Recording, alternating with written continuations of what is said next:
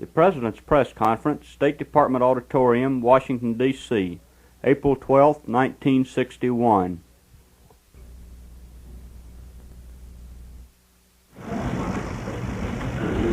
Thank you. I have several announcements. Today is the 16th anniversary of the death of President Franklin D. Roosevelt. It is also the anniversary of the announcement that a vaccine has been discovered to prevent paralytic polio.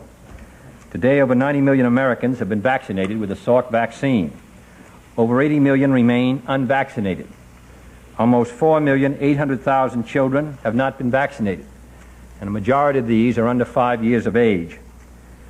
I hope that the renewed drive this spring and summer to provide vaccination for all Americans, and particularly those who are young, will have the wholehearted support of every parent in America.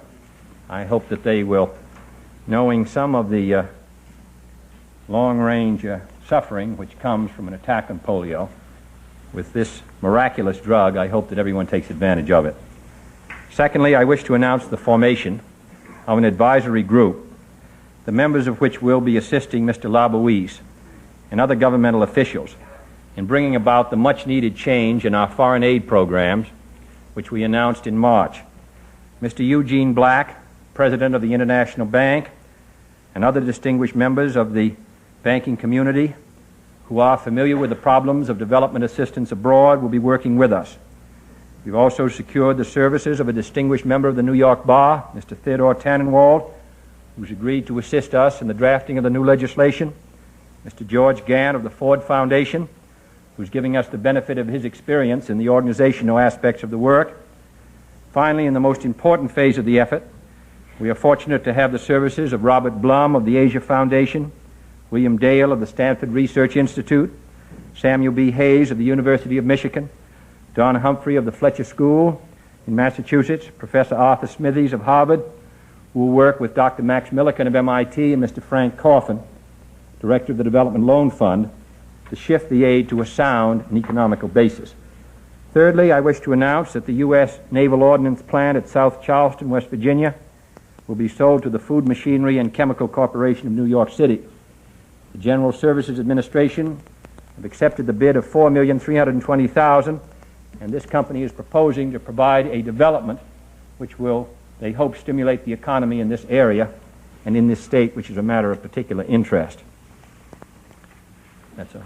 Yes, Mr. President, has a decision been reached on how far this country would be willing to go in helping an anti-Castro uprising or invasion in Cuba?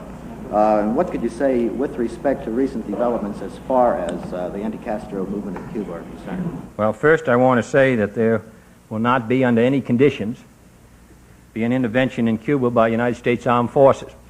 And this government will do everything it possibly can, and I think it can meet its responsibilities to make sure that there are no Americans involved in any actions inside Cuba. Secondly, the Justice Department's recent indictment of Mr. Masferrer in Florida on the grounds that he was plotting an invasion of Cuba from Florida in order to establish a Batista-like regime should indicate the feelings of this country towards those who wish to reestablish that kind of administration inside Cuba.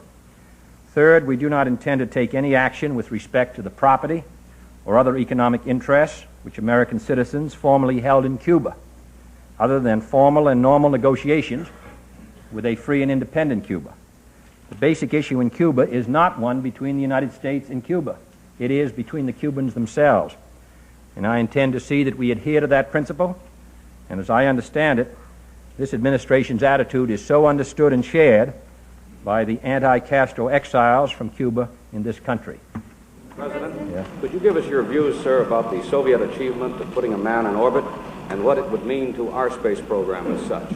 Well, it is a most impressive scientific accomplishment, and also I think that we, all of us, as members of the race, have the greatest admiration for the Russian who participated in this extraordinary feat. I have already sent congratulations to Mr. Khrushchev, and I send congratulations to the man who was involved.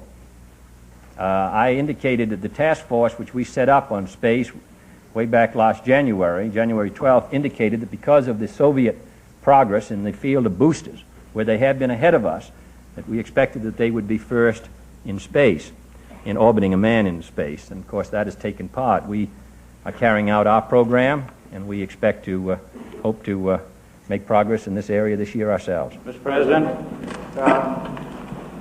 your white paper last week, referred in very diplomatic language to the takeover by communism in Cuba. Is it your view that Fidel Castro is personally a communist? Well, he has indicated his admiration on many occasions for the communist revolution. He has appointed a great many communists to high positions. A great many of those, I think, in the white paper, well, rather the state paper, he indicated that 2/3 of those who had been members of his first government had fled Cuba, people who had a strong feeling for the revolution, but who did not propose to see it come under the domination of the communists. So that I would not want to characterize Mr. Castro, except to say that by his own words, he's indicated his hostility to democratic rule in this hemisphere, to democratic liberal leaders in many of the countries of the hemisphere who are attempting to improve the life of their people, and has associated himself most intimately with the Sino-Soviet bloc, and has indicated his desire to spread the influence of that bloc throughout this hemisphere. Mr. Hightower? Mr. President, in your talks with Prime Minister Macmillan, did you come to some common understanding on the best way to handle the problem of Red China in the United Nations next fall? Well, we discussed the problem, and we also discussed the differing approach which the United States has followed we discussed the problem of the admission of Red China, and we also discussed the fact that there was a difference in approach between the British and ourselves. I made it very clear that the United States was going to continue to meet its commitments to the people on Formosa, the government on Formosa, and I also did discuss the fact that the vote on the moratorium was very close, but and that we cannot make a final judgment as to what the vote on the moratorium will be or on the admission of Red China. But I must say that the report I saw this morning of that conversation from London was not accurate, in that it indicated that the United States had changed its position on the moratorium. That we have not done. And I want to take this opportunity to emphasize that the United States supports the Taiwan Formosa government in its membership in the United Nations, and is exploring with all interested parties what the position will be in the discussions at the United Nations next fall. The Prime Minister made his own position clear and that of his government. Yeah? Mr. President, how do you reconcile your concern with unemployment in connection with the closing of about 50 military installations, which will throw thousands of civilian employees out of work? I might say, just to make it perfectly clear in response to Mr. Hightower's question, in conclusion, I would say that the United States is opposed under present conditions, continues to be opposed under present conditions to the admission of Red China. Now, on your, we stated we have asked for a substantial increase in expenditures for the national defense. This will affect beneficially employment. But I don't think, I think we said in our statement very clearly that we did not think that defense bases should be kept going when they no longer had when there was no longer a need for them in order to maintain the defensive strength of the United States. I think that is a traditional position and one which this administration will follow. We will attempt, to the best of our ability, to maintain jobs for the people who are involved. But we cannot get a strong national defense if we continue defense systems or bases which are archaic and outmoded, which no longer represent a real need. I am hopeful that the country's economy generally will be strong enough to absorb those who may be thrown out of work because of structural changes in our defense system. But, I think it's a serious problem. As we change from planes to missiles, you affect employment, not only in the bases, but in the defense industries themselves. And this is a serious matter for the government. But we cannot permit ourselves, we are paying in the 40 billions for national defense, which represents a heavy burden. We have to make it as efficient as possible. So we will try to do that with due regard to the needs of the people who are involved. But I'm hopeful that we can meet their needs on a broader national base, not merely maintaining bases for which we no longer have a need in our defense structure. Yes. Mr. President, do you have any indication that the Russians may be about to release the U-2 pilot, Gary Francis Powers? No, we do not. I've seen the stories, but we do not have any information on the matter. President, the Russians seem to be taking their time in replying to the urgent call for a ceasefire in Laos. In the meantime, there are reports that they've stepped up their airlifted weapons to the rebels. How long can you afford to wait before the Soviets reply?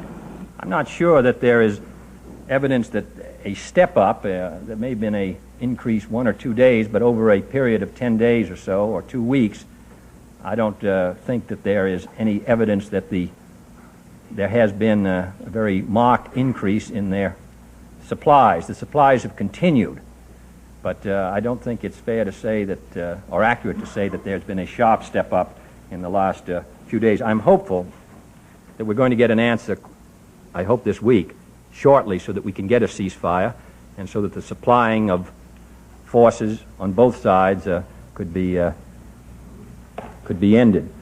Our supplies to the government forces are continuing. Mr. President. Yes, Ms. Gray? Mr. President, Senator Kefauver and Representative Sella say that we must have legislation to bring down the prices of medicines for sick people and protect the purity of drugs. They have introduced legislation to do that by amending the patent and antitrust laws.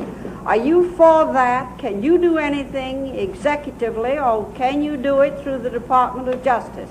Well, I think that it may be that we can take some action executively without the Congress, and I'll be glad to look into that. Federal Trade Commission also, I'm sure, will concern itself with this problem and with other related problems. I think Mr. Dixon was the counsel for that committee, who's the new chairman of the Federal Trade Commission. I will be looking with interest to Mr. Kefauver's efforts in this area because these prices are high. I do think, moving away from your point, which I think is a good one, that all this effort would be useful, and I think it would also be useful to provide medical care for the aged tied to Social Security as another facet of the problem of helping our people afford good health. Sir, will you help actively Senator William Blakely of Texas to get elected? He's running in the primary on the Democratic ticket, and he has opposed your program quite a bit and also opposed some of your nominees. He has been nominated by the party, but to the best of my knowledge, I haven't heard, he hasn't asked for me, my assistance as yet. If he does, I will certainly be glad to do what I think is useful. Mr. Marbury?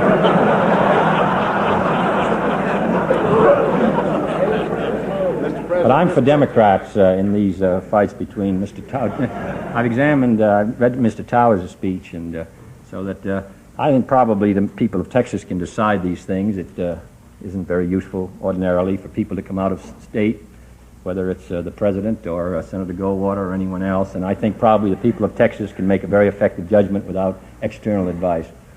But we'll be glad to give it if asked. This question might better be asked at a history class than a news conference, but here it is anyway. The communists seem to be putting us on the defensive on a number of fronts, now again in space. Wars aside, do you think that there is a danger that their system is going to prove more durable than ours? Well, I think that we are in a period of long, drawn-out tests to see which system is, and I think, the more durable. not better, but more durable.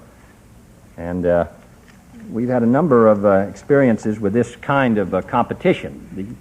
A dictatorship enjoys advantages in this kind of competition over a short period by its ability to mobilize its resources for a specific purpose.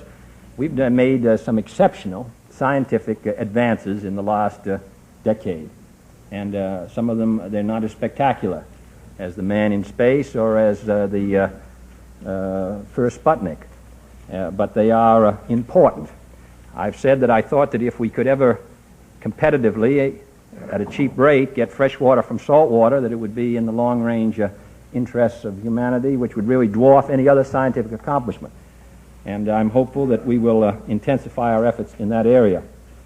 I think if we could increase the techniques for improving education in uneducated sections of the world, that would be by using the latest devices of science, that would be an extraordinary accomplishment.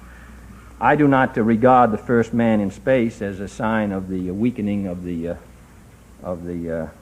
free world, but I do regard the total mobilization of men and things for the service of the communist bloc over the last years as a source of great danger to us. And I would say we're going to have to live with that danger and hazard through much of the rest of this century. My feeling is that we are more durable in the long run. These dictatorships enjoy many short-range advantages, as we saw in the 30s. But in the long run, I think our system suits the qualities and aspirations of people, the desire to be their own master. I think our system suits better. Our job is to maintain our strength until our great qualities can be brought more effectively to bear. But during the meantime, it's going to require a united effort. Mr. President, one aspect of the problem you've just been discussing is the strength of our economy. There's been increasing comment from both within your own administration and outside to the effect that even when we pull out of the current recession, we're going to be left with a very large, serious amount of unemployment. And it's been suggested that measures quite different in character from what you've proposed, more far-reaching, will be necessary to cure that. I wonder whether you have anything further in mind. Well, in the first place, I'd like to see the measures that we've suggested be passed. We haven't yet secured the passage of the Depressed Area Bill. We haven't yet secured the passage of the Aid to Dependent Children, which has passed the House, and I hope will pass the Senate shortly. We have not yet secured the passage of the Social Security changes, one of which provides for earlier retirements, which will, I think, provide some relief. But these steps, the unemployment compensation, which is going to begin to flow into the hands of people who need it in the next week, the aid to dependent children, the earlier retirement, the aid to depressed areas, all these will be useful. Now, when we are also considering what longer range steps could be taken, some of them which involve different changes in monetary policy, of course, we're rather limited because of the effect on the outflow of gold, where for our domestic needs we might want to proceed differently. We are limited because we don't want to start to stimulate the gold outflow again. But we are giving it a good deal of consideration. These matters are not easy. You want to affect this hardcore of unemployment, which may continue after we had a recovery without providing for inflation, without providing for an outflow of our gold. But we are now in the administration considering what other measures could be recommended to the Congress which would assist in this area, but I must say it is one of great complexity. President, Yes. President, a member of Congress said today that he was tired of seeing the United States second to Russia in the space field. I suppose he speaks for a lot of others. Now, you've asked Congress for more money to speed up our space program. What is the prospect that we will catch up with Russia and perhaps surpass Russia in this field? Well, the Soviet Union gained a important advantage by securing these large boosters, which were able to put greater weights. And that advantage is going to be with them for some time. However tired anybody may be, and no one is more tired than I am, it is a fact that it it's going to take some time, and I think we have to recognize it. They secured these large boosters, which have led to their being first in Sputnik and led to their first putting their man in space. We are, I hope, going to be able to carry out our efforts with due regard to the problem of the life of the man involved this year. But we are behind, and I'm sure they're making a concentrated effort to stay ahead. We have provided additional emphasis on Saturn. We provided additional emphasis on Rover. We are attempting to improve other systems which will give us a stronger position, all of which are very expensive, all of which involve billions of dollars. So that in answer to your question, as I said in my State of the Union, the news will be worse before it's better, and it will be some time before we catch up. We are, I hope, going to go in other areas where we can be first and which will bring perhaps more long-range benefits to mankind. But here, we're behind. President, I'm sorry, Mr. President, the White House News Photographers Association bars Negro members. Do you feel that a group attached to the White House should follow such a policy? No, I don't. I hope they'll let everyone in. Everyone in comes into the White House, and I would hope any associations that they make, so that I would hope that those who are involved with the organization, I'm sure that when the matter is brought to their attention, that they will permit everyone who is accredited and as a photographer to come to the White House. That's the way I'd certainly like to see it.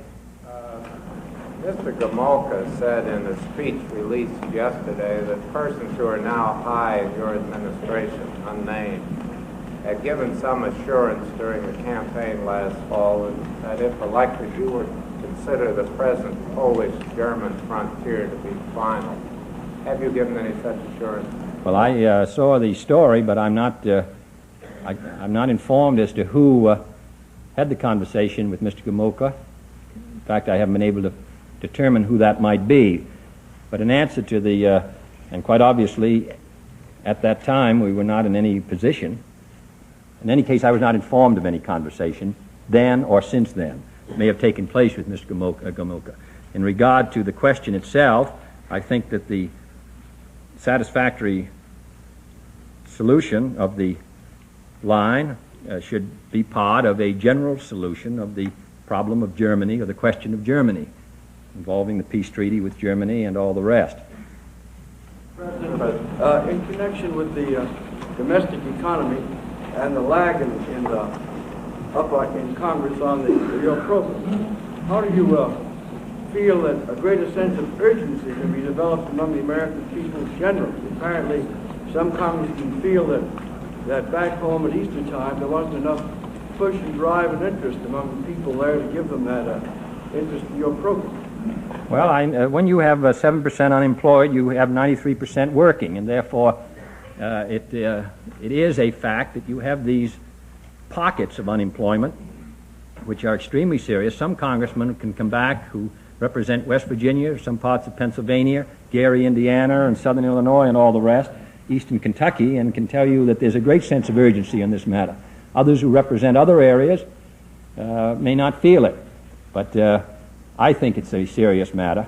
When you look at the rate of economic growth of Italy, Germany, and France this year, and our economic growth, I would say that it's a matter of the greatest urgency. And in addition, anyone who honestly seeking a job who can't find it deserves the attention of the United States government and the people, particularly those who are fortunate enough to work.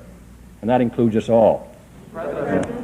Sir, the United States administration, your administration, has resisted with vigor, especially through its ambassador to the UN, Soviet attempts to change the structure of the World Organization.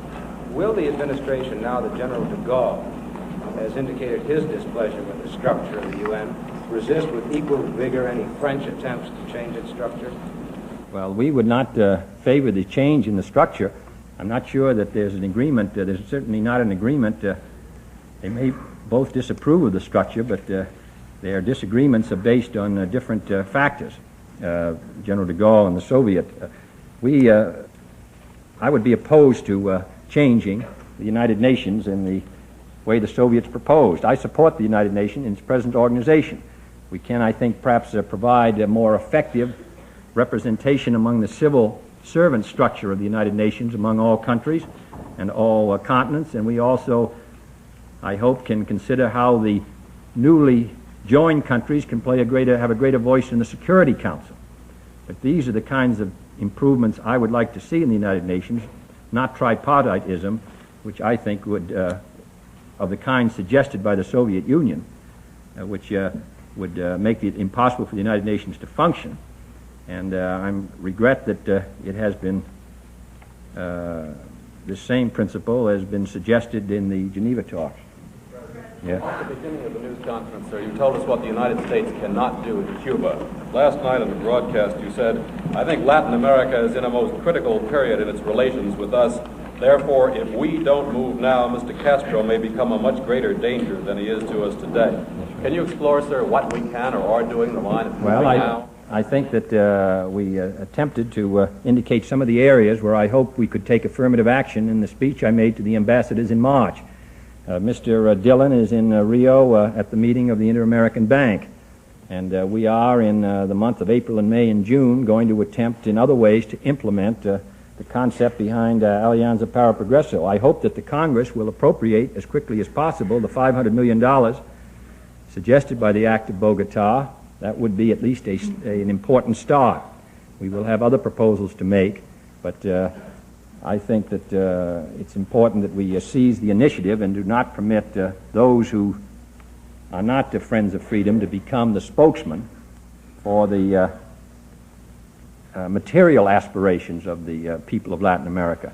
So that I hope we identify ourselves with both the social, political, or the social and the material aspirations of the people of Latin America. In that same question, you said that you pointed out that this government has indicted a pro-Batista Cuban, but I'm not clear from your answer, sir, whether this government will oppose any attempt to mount an offensive against Castro from this country. Could you clarify that? If your phrase is to mount an offensive, as I understand it, I'd be opposed to mounting an offensive. Are we barred by our own Neutrality Act or by the OAS treaty from giving any aid or arms to anti-Castro elements in this country? Well, there are, of course, as I've stated, there is a revolutionary committee here, which is, of course, extremely anxious to see a change in government in that country. I'm sure that they're very interested in associating with all those who feel the same way. Mr. Castro enjoyed some support here in the United States and received some assistance when he was attempting to carry out his revolution. In fact, some Americans were involved in the military actions with him. That latter is what we're particularly anxious to. Would you say, sir, to what extent the United States can lend its good offices to disputes that arise between some of the new countries and their former colonial countries? I'm thinking particularly of the West New Guinea dispute between Indonesia and the Netherlands. Well, we are going to see Mr. Sukarno, and I'm sure that will be one of the matters that were discussed. I did have a chance to, that was one of the matters touched upon by the foreign minister of the Netherlands. It's rather difficult for the United States to offer its good offices unless we were asked by both parties to do so. And as to the best of my knowledge, we have not been asked by both parties to mediate that dispute. Mr. President, Europe. Yes? Mr. President, returning to that Texas election for a moment, what significance, if any, do you see in the vote there in terms of enacting your congressional program? I mean, in other words, was this purely a local election, or did it reflect some sort of a reaction to the administration? Well, I would think it would be probably unwise. I don't know how profitable it would be then. Let's say that to attempt to make a judgment. There is each side can claim some comfort out of the Texas election. Only, and perhaps they would. But I think that Mr. Blakely, Senator Blakely, runs as a Democrat, And I think that his prospects,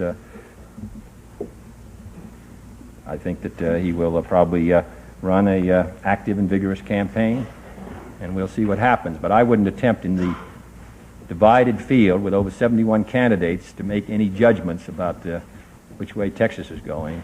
Thank you, Mr. President.